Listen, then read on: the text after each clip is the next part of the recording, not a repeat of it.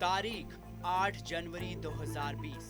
पिछले साल इसी दिन अचानक खबर आई कि यूक्रेन में बड़ा यात्री विमान हादसा हो गया है। जिस किसी ने भी ये खबर सुनी वो सुनकर दंग रह गया। इस हादसे में एक नहीं, दो नहीं, बल्कि पूरे 176 निर्दोष लोगों की जान चली गई। इससे पहले कि इस घटना का कारण पता चल पाता, कुछ वक्त बाद ही खबर आई कि ईरान ने इस यात्री विमान को मिसाइल से उड़ा दिया था। कहते हैं कि बदले की आग किसी को भी अंधा बना सकती है।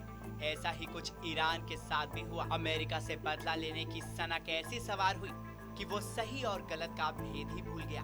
ईरान ने गुस्से में ऐसी बड़ी चूक कर दी जिसके बाद सिवाय पछतावा करने के उसके पास कोई और रास्ता नहीं बचा। इस बड़ी चूक के लिए ईरान को पूरी दुनिया के सामने शर्मिंदा भी होना पड़ा। अब ईरान के ऐसा करने के पीछे की वजह भी जान लीजिए। दरअसल घटना के कुछ ही दिन पहले अमेरिका ने एक ड्रोन हमले में ईरान के सबसे शक्तिशाली सैन्य कमांडर कासिम सुलेमानी को मार गिराया था। इस एक घटना से ईरान का गुस्सा 7वें आसमान पर था। ईरान में हर कोई सिर्फ बदला लेना चाहता था।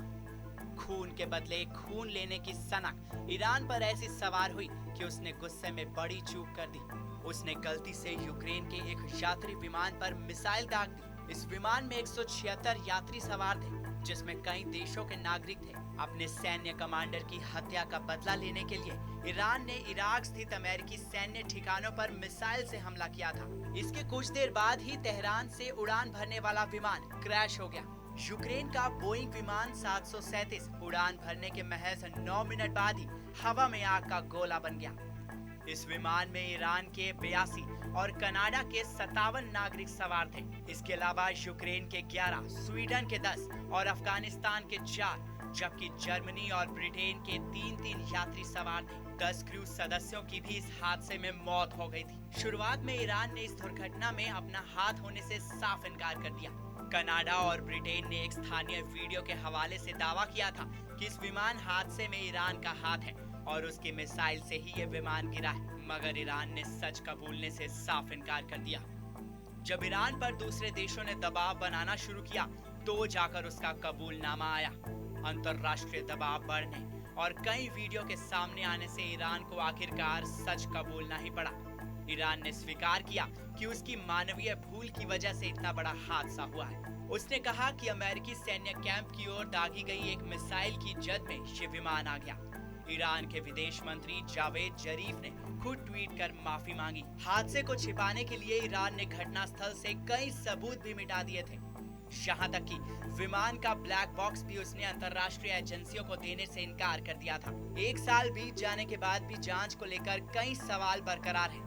मृतकों के परिजनों का कहना है कि अपनी ही सेना के खिलाफ जांच के दौरान कई तरह की गड़बड़ियां की गईं। परिजनों को परेशान किया गया और अभी भी कई सवाल हैं जिनके जवाब उन्हें नहीं मिले। हाल ही में ईरान के मंत्रिमंडल ने फैसला किया कि हादसे में मारे गए लोगों के प्रत्येक परिवार को 1,50,000 पाउंड यानी करीब 1.5 करोड़ रुपए का हर्जाना दिया जाएगा। ईरान सरकार ने कहा कि वो अंतर्राष्ट्रीय नियमों के तहत सभी परिवारों को हर्जाना देगी। बहरहाल ये हादसा इतना भयावह था कि 1 साल भी उस दिन को याद कर आंखों में नमी आ जाती है। फिलहाल इस खबर में इतना ही। बाकी देश और दुनिया की तमाम बड़ी खबरों के लिए सब्सक्राइब करें TV9 भारतवर्ष। परवाह देश की, सोमवार से शुक्रवार रात 10 बजे TV9 भारतवर्ष पर।